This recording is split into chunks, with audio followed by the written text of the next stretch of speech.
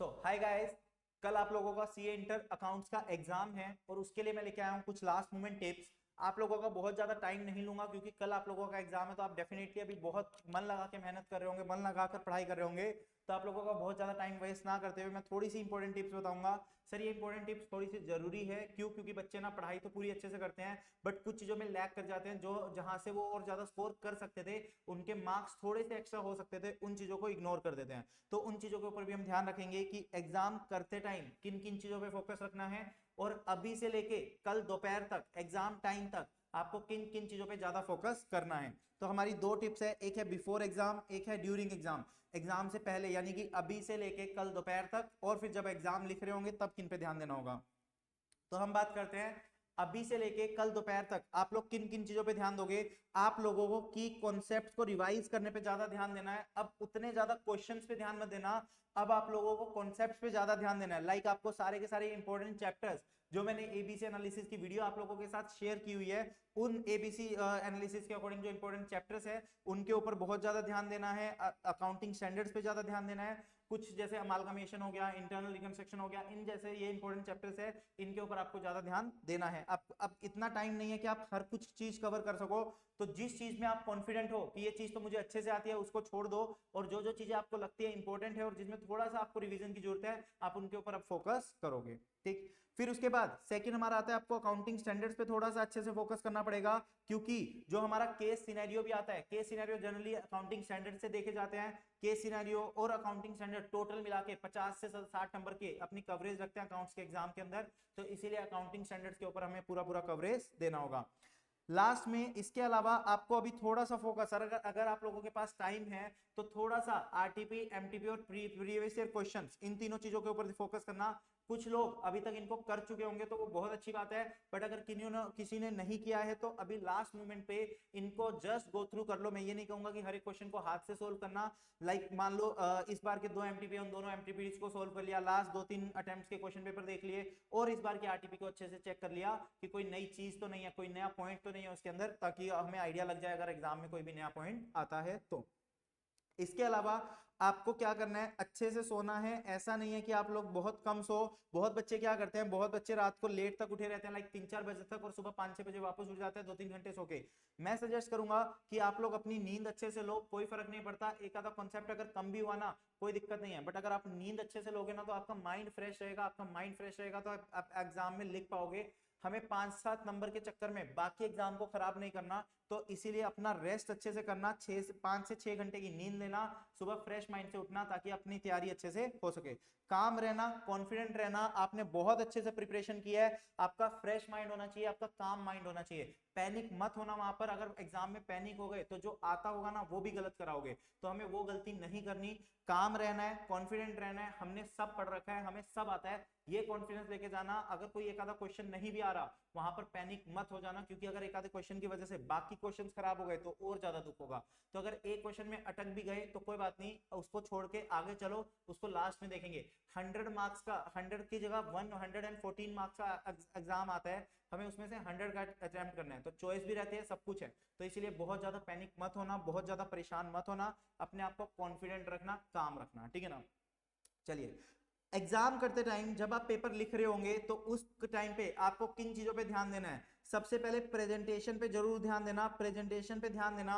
यानी कि अगर कोई इंपॉर्टेंट कीवर्ड्स है, यानी कि कोई अगर हेडिंग्स है या कोई भी इंपॉर्टेंट वर्ड है, कोई इंपॉर्टेंट लाइन है, तो उसको एग्जाम में अच्छे से अंडरलाइन कर देना, ताकि चेकर का फोकस ही, चेकर का ध्यान ही सीधा उस कीवर्ड पे जाए, ठीक है ना।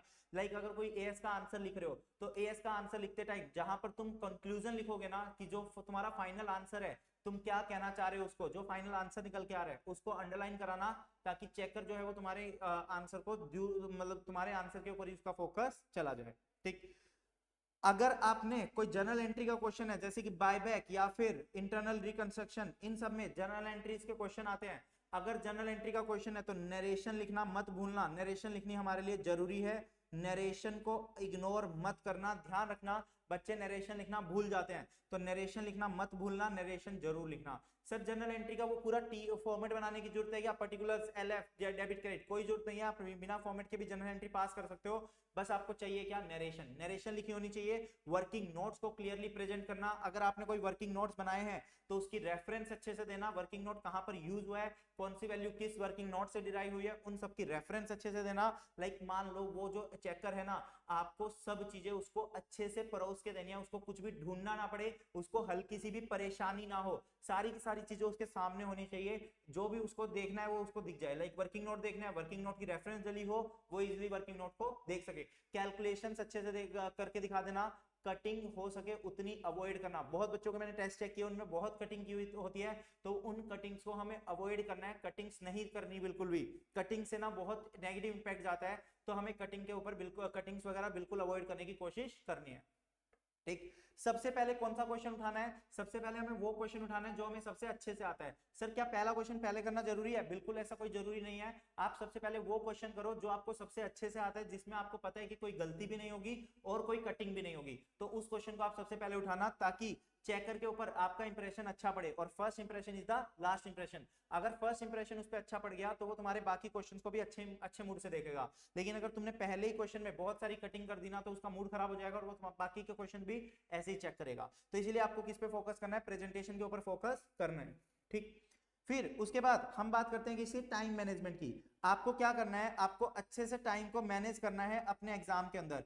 लाइक मान लीजिए, अगर जनरली बच्चों की गलती क्या होती है, वो ना पहला क्वेश्चन जब लिखने बैठते हैं ना, तो पहले क्वेश्चन को इतना आराम आराम से, इतनी तसल्ली से करते हैं ना, कि जब एक क्वेश्चन खत्म होता है, वो टाइम देखते हैं, दिखता है 1 घंटा जा चुका। तो हमें वो गलती नहीं दोहरानी। हमें हर क्वेश्चन को एक टाइम देना है कि उतने टाइम पीरियड में हमें कैसे भी करके उस क्वेश्चन को खत्म करना है। लाइक अराउंड आधा घंटा दो आप क्वेश्चन को, आधे घंटे में जितना क्वेश्चन हो गया अच्छी बात है। अगर लगता है कि थोड़ा सा पॉइंट बचा है तो 1-2 मिनट एक्स्ट्रा दे दो। लेकिन अगर लगता है कि वो बहुत टाइम ले रहा है, तो उस क्वेश्चन को अभी वहां छोड़ के, थोड़े से पेजेस छोड़ के आगे बढ़ जाओ, अगले क्वेश्चन पे चले जाओ। क्योंकि अगर आपने एक ही क्वेश्चन पे बहुत ज्यादा टाइम डिवोट कर दिया, 1 घंटा लगा दिया, तो आपका एग्जाम छूट जाएगा, और हम नहीं चाहते कि एग्जाम छूटे।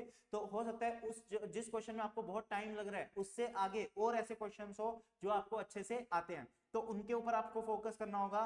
तो आपको अपना टाइम मैनेज करना रहेगा। ठीक, तो अगर आपको बहुत ज्यादा टाइम लग रहा है क्वेश्चन पे, तो आप स्पेस छोड़ो, आगे बढ़ जाओ, फिर वापस आ जाओ और उस क्वेश्चन को कंप्लीट कर दो। लेकिन बहुत ज्यादा टाइम वेस्ट मत करना, ठीक है ना? जो 15 मिनट रीडिंग टाइम मिलता है, वो 15 मिनट का रीडिंग टाइम आपको दिया जाता है किस लिए? ताकि आप चूज कर सको कि आपको कौन सा क्वेश्चन छोड़ना है और कौन सा क्वेश्चन अटेम्प्ट करना है। वो इसलिए नहीं है कि आप सबके आंसर निकालने बैठ जाओ वहां पर कैलकुलेटर पे, वो इसलिए है कि आप डिसाइड करो कि आपको उन 15 मिनट्स में कौन सा क्वेश्चन आपको चॉइस के अंदर छोड़ना है और कौन कौन से क्वेश्चन आपको करने हैं। तो वो चॉइस डिसाइड करने के लिए आपके पास वो 15 मिनट है, फिर उसको ध्यान दो। उस 15 मिनट में डिसाइड करो कि कौन सा क्वेश्चन आपके लिए डिफिकल्ट है, जो आपको छोड़ना चाहते हो। लास्ट और बहुत important tip, read questions carefully. क्या होगा, आपने ना क्वेश्चन ढंग से नहीं पढ़ा होगा। मान लो AS10 का क्वेश्चन है, या कोई भी क्वेश्चन है जिसके अंदर डेप्रीशिएशन लगना है, और डेप्रीशिएशन में लिखा हुआ है साफ साफ SLM, लेकिन तुमने ध्यान से नहीं पढ़ा क्वेश्चन और तुम लगाया WDV मेथड, या फिर WDV लिखा था SLM लगाया है, या कोई भी ऐसी चीज जो एक इंपॉर्टेंट इंफॉर्मेशन जिसकी वजह से पूरा का पूरा क्वेश्चन गलत हो सकता है, ऐसी इंफॉर्मेशन बच्चे मिस कर देते हैं। बहुत सारे टेस्ट में देखा जाता है कि एक छोटी सी इंफॉर्मेशन को बच्चे मिस कर देते हैं। तो हमें वो गलती नहीं करनी, हमें क्वेश्चंस को बहुत ध्यान से पढ़ना है, एक एक लाइन ध्यान से पढ़नी है। अगर थोड़ा सा टाइम लग रहा है क्वेश्चन रीडिंग में, कोई दिक्कत नहीं है, लेकिन अगर बिना पढ़े क्वेश्चन को पूरा बिना पढ़े हमने सोल्व करना शुरू कर दिया, तो वो बहुत बड़ी गलती हो जाएगी। तो हमें क्वेश्चन को बहुत ध्यान से पढ़ना है। ठीक, तो ये थे मेरी तरफ से कुछ छोटी और बहुत इंपॉर्टेंट टिप्स। आपको एग्जाम में कॉन्फिडेंट रहना, पैनिक मत होना, स्ट्रॉन्ग रहना, कॉन्फिडेंट रहना, बस ये आपको फोकस करना है। इन सब चीजों पे आप फोकस करोगे, आपने बहुत अच्छी तैयारी करी है, डेफिनेटली आप लोग क्लियर कर जाओगे। आपने दिन रात एक कर दी मेहनत के अंदर, तो आप लोगों के रिजल्ट्स पे कोई दिक्कत नहीं आएगी, आप लोग डेफिनेटली क्लियर करने वाले हो, ठीक है ना? Thank you very much. कोई भी डाउट होगा तो आप डेफिनेटली मुझसे पूछ सकते हो, मैसेज कर सकते हो, कॉल कर सकते हो, आप कभी भी किसी भी टाइम आप मुझसे पूछ सकते हो। Thank you very much, all the very best guys.